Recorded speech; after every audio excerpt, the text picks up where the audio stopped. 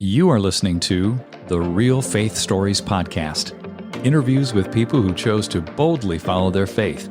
I'm your host, Brian Robinson. Now, let's meet our guest and hear their story.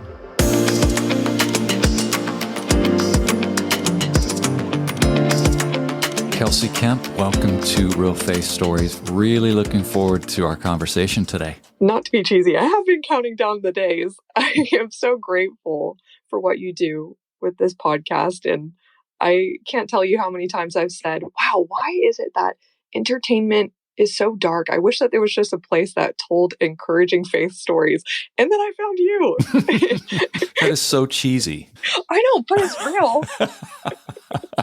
I appreciate that. I'm going to go ahead and intro you with a couple paragraphs that you shared with me, which I think is so appropriate for our conversation today. So in 2017, you wrote that you were a burnt out tech consultant who worried that God's only calling for you was to stay, pray, and pay for the missionaries doing the, quote, real work for God overseas. As your health continued to deteriorate in a high-stress job that wasn't aligned with your natural giftings, desperation caused you to seek the Bible for answers and pray the, quote, God, I'll do anything prayer that changed my life. I love it when we get to that place, by the way, Kelsey. It is holy ground. It is holy ground. God answered you, giving you a powerful encounter in which he said, go deploy my soldiers to the stations in society that they were made to serve in.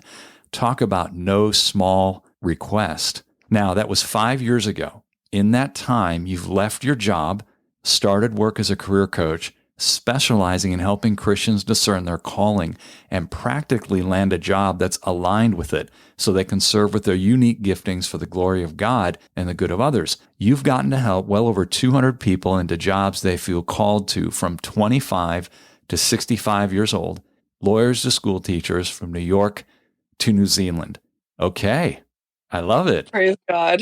Yeah. So let's go into the backstory here. Share a bit about your upbringing. Share about when this happened. And let's see the whole trajectory here. And I'd love for you to share that. Yeah, thank you so much, by the way, for reading all of that. It's special to listen to. I would say a good place to start in terms of context is that I'm an identical twin, and both of my parents and several generations prior to that have all started their own businesses in some way. Even if it was my grandmother making it out of middle of nowhere, Louisiana, and starting her own Sears catalog store and a lollipop shop, they always showed so much tenacity. Or another story that stands out to me that I feel like continues to shape my self-perception is my grandfather, my dad's dad, being a very seasoned lieutenant in the Marines. And he always said, he would tell this crazy story of how he was going over enemy lines in Vietnam. And if he was 2 feet to the right or to the left, the bullets would have gone through him instead of his wings. And he said, as they were about to go over enemy fire, to all his men, they said, what should we do? And he said, complete the mission. And my dad has always retold that story to me. And so I thought, I wonder what my mission is going to be, in which I can prove resilience and try my best, but I want to live a big life with God. And so I felt that from a really young age, but I was so worried that I wouldn't get a special assignment. And so that was a persisting theme of growing up is, when am I going to know? Mm-hmm. When am I going to know? And I pursued many different things with a lot of vigor.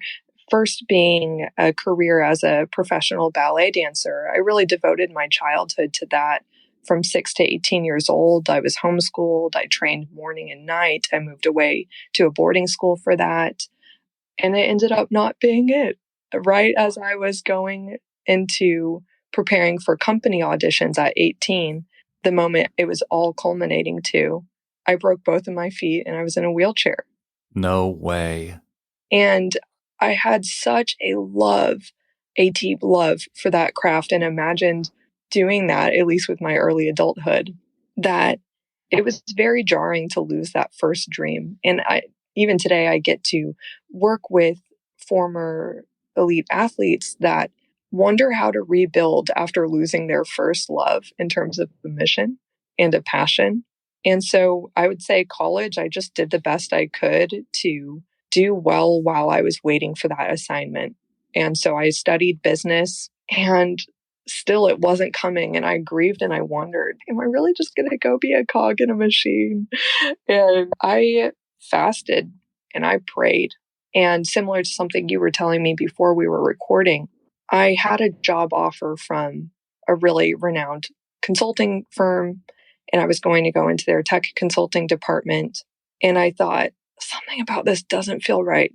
Is this really what I'm going to do after college and for the foreseeable future? And I fasted for 8 days and ultimately just felt like this is the decision I need to make right now.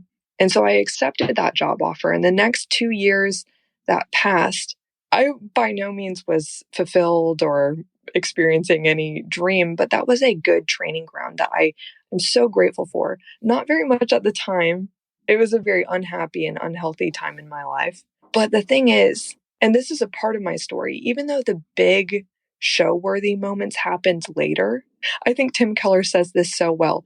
God's will is more something he does than what he gives. He doesn't have to clue me in all the time to what the purpose of every moment is, but he does have a purpose in them. Lo and behold, it was only in that corporate job that I could become so compassionate and so aware of the need for the mission I fulfill now, which is it broke my heart when I looked around and I saw so many bright people just lose the life behind their eyes, working hard at something that they can do, but not necessarily something that they feel meant to do. Now, am I doing a dig against corporate work?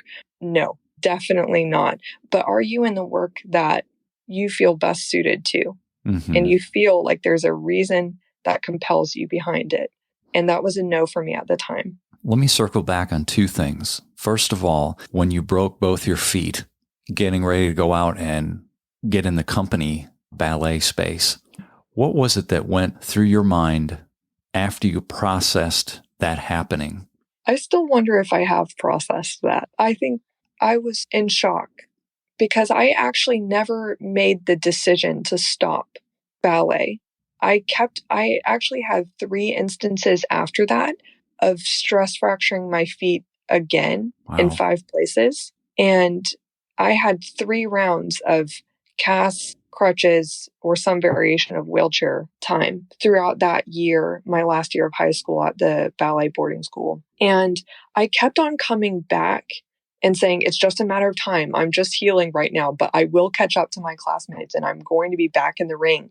And it was the director of the school that last week in May of my time there in high school that she said, you're not invited back here. You need to stop. You need to stop. And then it was a doctor that same week that said, if you don't stop, your feet will be crippled permanently. And I felt so sad that my spirit wasn't ready to let that go. I don't think it ever was. And I still have a hard time watching. The sad thing, or the very difficult thing for me, was along the lines of being an identical twin.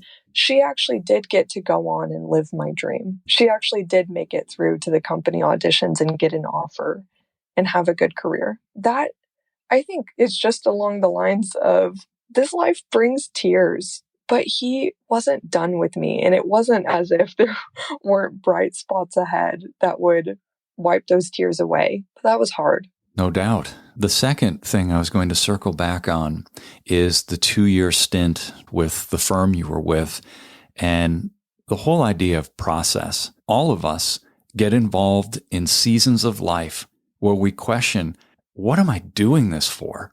I don't feel life on it. And then you realize post-season, looking back, that God's hand was absolutely in it to prepare you for the next season. It is true. It is true. So explain what happened when you left corporate America. What was the impetus for that move? I grew up with a lot of messaging in the church I was a part of that I just picked up over time, that the point of how to be a good Christian at work or how to be a faithful Christian is to stay where you're planted, as if your 22-year-old decision is like for sure where you're supposed to stay forever.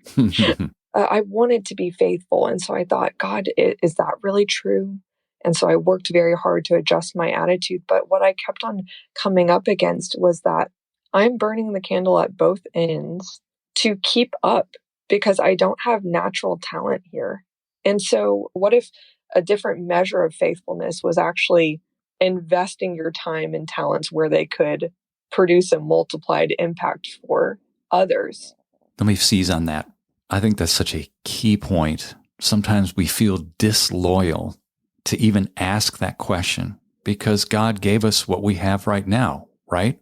And it's like, what's in your hands right now? Well, keep investing that. But the reality is, when you look at the parable of the talents, you've been given these gifts. How can you best invest them? And I, no doubt, would sense that was something you were asking. Absolutely. And another interesting thing about the parable of the talents, which my work is so inspired by, is that the master in that case, which represents God, did not give those servants direct instructions. And there's many Christian thinkers that I really enjoy their point of view that what if God, and I want to say this carefully, but this is more of just a food for thought.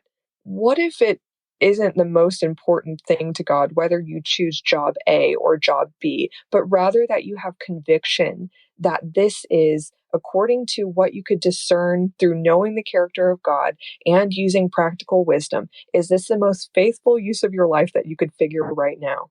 And that has multiple expressions, I'm sure. So if you're going to use all of your energy to be miserable and spin your wheels at a current job, what if you just went ahead and go ahead and figure out a way to use that energy to just be useful in a way that actually is delightful to you as well? So I think a part of my story was just removing shame that I was so scared to just be a silly, entitled millennial. I was very nervous because I wanted to be faithful, that all of my petitions to the Lord about give me a calling, give me something big to do, was actually coming from a place of entitlement. But again, our motives are never going to be 100% pure. So actually, that was another thing that I just released of, all right, I'm just going to accept where I'm at. God, can you please? This is just what I want. Can we do something with this? And once my attitude started changing and I stopped overthinking and I just said, I am going to trust that this desire in me is for a reason. So I'm removing shame and I'm just going to start asking you full out, God, please make this happen. And then when the answer didn't automatically come out of the sky or so clearly, I was like, oh man, I think I am going to have to do a lot of research and probably figure out practically what is a good career path for me. And so I tried all the things. I read all the books you might think of. I listened to an immense amount of podcasts. I probably listened to hundreds of TED Talks as well, just seeing if anybody's career story really struck a chord with me. I took all the personality assessments and I still felt confused. And that was the point where what my mom always told me came back to my mind. And she used to echo when I said, I want to be a business owner one day like you guys. She said, remember, necessity is the mother of invention. I had this moment of clarity after trying out all of the conventional things in addition to prayer, that I was still stuck. I thought, wow, a lot of other people must be feeling this. So what is the greatest need that I'm feeling right now? It was for somebody to come alongside me and help me get out of theoretical knowledge and just really with confidence and more elegance and speed, figure out what should I do with my career? And when I expressed that need, it clicked to me, oh, that's how I'm supposed to help, isn't it? It was soon after that, as I was pondering that thought and that question, that God encountered me, not in a moment where I was praying. I think it was Valentine's Day. I was alone in a hotel room in Chicago. I was traveling for work for a project. And I was just going about my business. And the loudest, most profound thought struck me.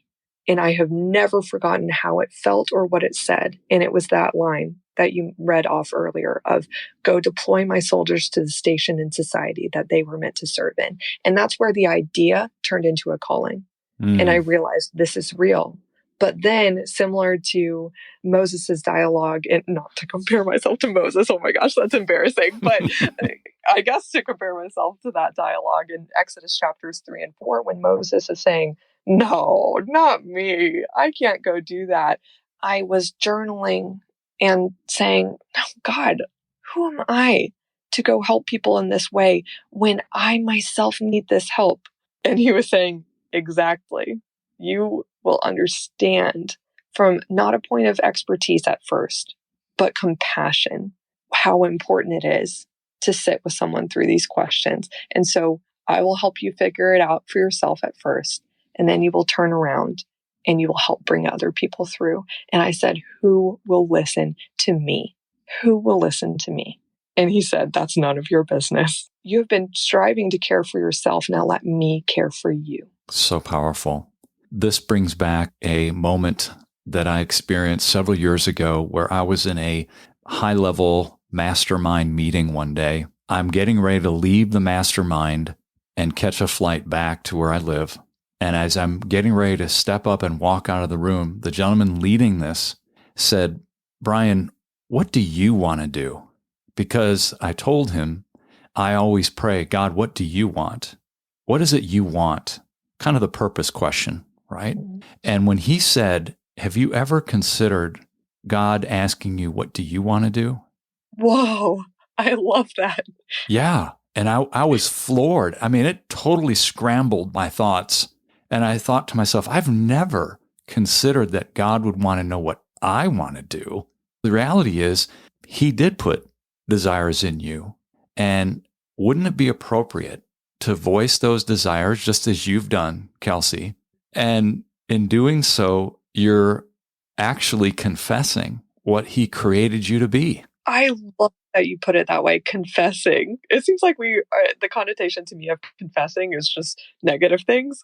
But actually, I need to just put this out in the open with you, God. This is what I want. Yeah. And then it's almost like this virtuous cycle. As you start speaking what you believe you're created for and these desires, and you share that with the Lord, it creates this momentum, I think, between you and him, that he continues to open up ways and means of seeing the truth. And then potentially, this isn't everyone, it would be great if it was, they get that word from the Lord, just like you got to, you said, I'll do anything. And he says, go deploy my soldiers to the stations in society that they were made to serve in.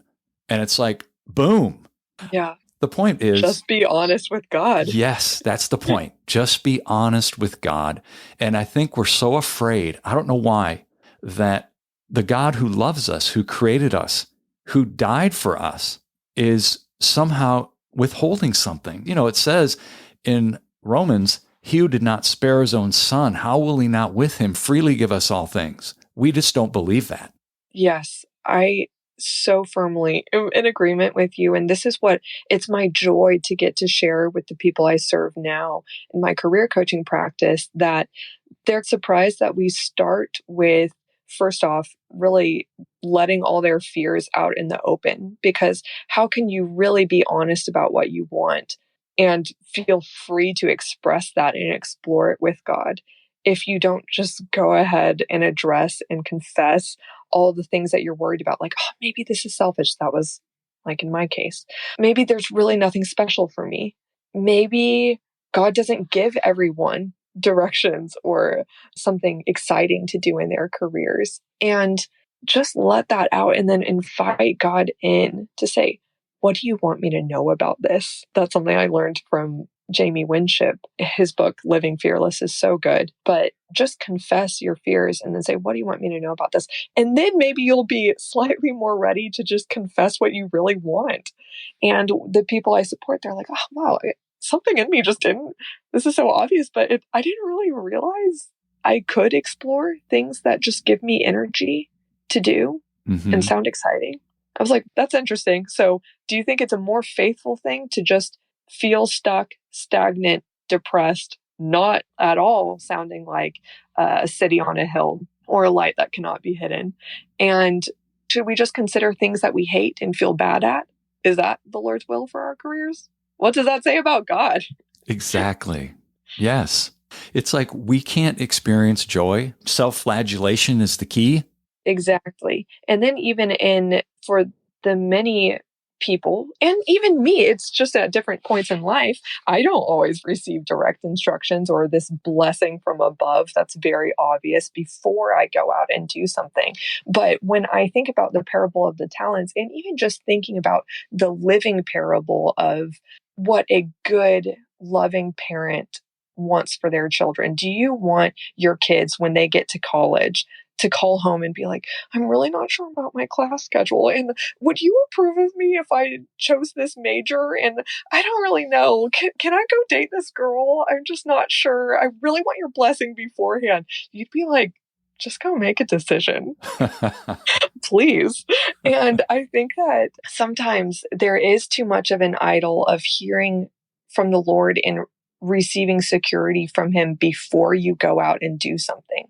Because even if you did receive the gift of God himself encountering you through a burning bush, we see that even Moses, as he's encountering the living God, he is still fearful and he is still struggling to accept his mission. And he did not feel perfect peace before going out and doing something. Jesus Christ himself did not feel peace before accepting his mission to go die on the cross. He said, please, if it's your will, let this cup pass from me. And so I think the idol of, I need to feel perfect peace before I go out and do something, or it can't be a calling from God unless there is no fear, or there can't be any hint of, I might fail at this. That's not true at all. Not even. Yeah. That reminds me of a story that happened years ago. I was completely focused on trying to determine my purpose in life. And I said to the Lord, I'm going to fast until you tell me my purpose, as if somehow by my fasting, it would force him to download this glowing statement of purpose, right? So I'm 7 days into this fast, and my wife and I and the kids are at Chuck E. Cheese's celebrating one of our kiddos' birthdays, and the pizza comes out, and I said, Lord, I'm not going to eat that pizza. I'm not going to eat until you tell me my purpose. He says, eat a piece of pizza. I'm like, but no. And the Lord said, you've made finding your purpose an idol. I was like, you're right. I have. To your point, Kelsey, we idolize this hopeful statement of purpose. Actually, there's so much more in process. And if there's life on it, that's really a great indicator that you're walking in the direction he's calling you to, right? Absolutely. And in this, neither you or I are saying, don't go ask God and keep on knocking at his door for a career. The thing is that when he honors your asking, seeking, and knocking in his time and in his way, you will see, wow, how joyous is this gift from God. But also I realize that you are my very great reward, Lord, not this work, because this work isn't my God. It will still bring me joy, but also bring me sorrow. There is fruitlessness and frustration in this life, but work in and of itself is not a curse. And especially because all things, whether it's our maintaining our health or our finances or our relationships or our careers, they're in a conduit to just knowing God and relying on him and furthering his kingdom. That's the point of all points here, is if we're not looking and gazing upon Jesus as our primary joy, our chief hope, our chief purpose, everything else becomes so much idolizing and idol worship, as it were. We're here for one reason, to glorify God. And we tend to lose sight of that in trying to answer some of these questions. And I love the very simple directive: seek first the kingdom of God and his righteousness, and all these other things, fill in the blank, will be added to you. But we tend to seek the other things because it seems so critical. Absolutely. And I love that God is so gracious that even when, like I was saying earlier, there is inevitably some impurity in your motives or some idolization that's happening, or even if you were actively trying to go west when God is calling you east, just like Jonah, what do we see is that the Lord is the one that is establishing your steps, with you, and he will prevail, and his kindness will be made apparent. Yes, it will. Now, turning toward your career now in coaching people into their job that they love, what have you found to be the biggest hurdle in people overcoming their fear of moving into that space? One very practical one is they'll express something that they would like to do or use to help people through the work of their hands or their minds. And they'll say, but I don't know what that job title is. I don't know if that makes any money. I don't know anyone who does that. And this is where I think one of the biggest hurdles presents itself. It's not necessarily a lack of clarity. I do actually think that it's fairly simple for us to say what we'd really like. The thing is that we just don't know if that's a job or who's hiring. So where I come in and love to help people through is through that market research, to give them a practical structure to explore the near infinite seeming amount of job options out there, of which you probably have a 3 to 5% awareness of how many jobs there actually are. And so that's where I see my work as a career coach, in addition to just being an encourager, so they don't give up along the way, because it's easy to get tired when you're putting yourself out there, pitching yourself as you're a newbie in this, maybe you're pivoting careers, and keep doing it until the door finally opens. Throw your shoulder into it. Don't give up. Those are the two things, just like tenacity to keep on going, but then also in the clarity process to help people realize that there probably is someone who's hiring for that. And here's what the job is called. And primarily, it's amazing. God, in his way, of course, uses relationships to show these things. So many of the people I support, they'll say, I've scrolled through all the pages of LinkedIn that I can muster. I've scrolled through Indeed, I've Googled, I've listened to podcasts, I've done the whole song and dance like I did, which is I listened to, like I said, so many TED Talks. And I still don't know if what I have as a vision on my mind and in my heart is really a job. And the thing is that I think it's important to get off of just scrolling and trying to discern through the internet and rather let God speak through people. So that's why I've seen it so much more impactful when clients do informational interviews and really proactively, like, what's stopping you from having 30 different conversations with a varied types of professionals in your network saying, I don't know what this is called yet, but here's what I'm really looking for. Here's the kinds of tasks that I'm really talented at. Here's the way I'd like to help people through it. And here's the maybe market segment that I would really like to be in front of and serve. Who do you know who does something like that? Or what job titles do you know of that might even be a near match? Yeah, that's powerful. I find that people don't naturally do that, which is interesting. No, they want to get the answer on their own. Which that just doesn't happen though. I mean, maybe sometimes, but it is humbling to our ego to really need to be dependent on other people and say, I don't know. I'm getting on the phone with you because I don't know and I need your help. Actually, people love to help you, likely by reaching out to that person and getting on a short phone call with them, even if you do not know them personally and you just reached out to them cold on LinkedIn. You likely provided the most meaningful moment they'll have that day, maybe that week, because you allowed them to make an impression and an impact on your life. And people are so honored to be asked for their advice and what they think and what they've seen out there. And when you are just genuine and thankful, there's also a high likelihood that they'll say, yeah, actually, I'll just connect you with that person I'm thinking of. Totally. That does kind of what you're describing. Yeah. And then what else happens? Also, I've seen plenty of clients get jobs, not even through applying. They never had to put a resume out there. It's just that they continued the relationship train. And eventually someone was like, you know what? You want to do that? I actually need help with this. Can I hire you? That's the best kind of referral, is an internal referral. Exactly. And it's estimated that 70 to 85% of jobs are never posted online. And this proves my point that they're all filled through relationships, referrals, internal promotions, and transfers. How can people find out more about you, Kelsey? Oh, I would be honored if I could support you through thecalledcareer.com is a place that you could find me. I also have a podcast, Answer the Call, and I put out as much helpful content that I can that keep asking, seeking, knocking. Won't he do it? I kept on petitioning God in this way. I said, God, I know it is nothing to you to just give me this job I'm praying for. Can you please make it happen? I was trying and phrasing it that way just to acknowledge his power and his kindness and be honest about my exasperation at points. And he did it.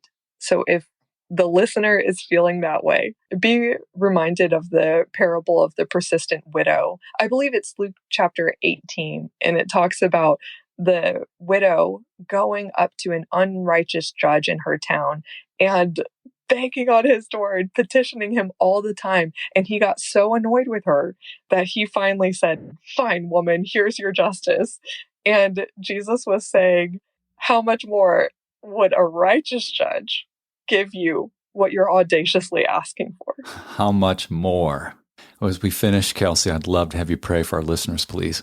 Yes, God, thank you so much for your kindness, that whatever the listener's heart is crying out for, that you care. And I love that at the end of that rainbow trail that you'll lead them on, that we'll all realize, according to your kindness, that you were the reward, you were the point, but you do honor the things that we're hoping for here on earth, and sometimes in some ways. And for every dry season where we do not see that yet, would you please help us to delight in realizing that you are our hope and you're our reward that we could have right now. We don't need to wait. And so thank you that you have instilled specific talents and specific visions in this person who is listening. And I pray that you lead them and deploy them to the station in society that they are meant to serve in. And that through that station, they would be a light to so many others who see their joy, their purpose, and their delight in you, like a tree planted by a stream that never runs dry, that we would also gladly invite other people into the experience of knowing you. I love you, God, and I thank you so much that you are our defender and you are the one that is always working things out for our good. And even, like you say at the end of Genesis, and even for the saving of many lives. I love you, God. Amen. Amen. Thank you, Kelsey. Loved our conversation. Likewise, thank you for it. Hey, everyone. Thanks for listening. Please make sure you subscribe to the show and share this with someone you believe would be encouraged and motivated by these stories. Until next time, I'm Brian Robinson, reminding you that the greatest decision you could ever make is to ask Jesus Christ to become the Lord of your life. If you haven't done that, read Romans chapter 10, verses 9 through 11. Thanks again for listening.